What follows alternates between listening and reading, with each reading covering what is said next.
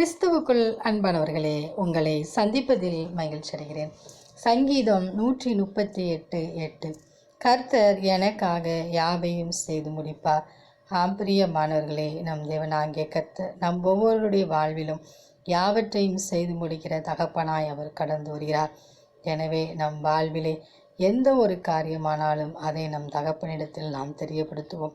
தகப்பனிடத்தில் பிள்ளைகள் உரிமையாய் நாம் சொல்ல முடியும்.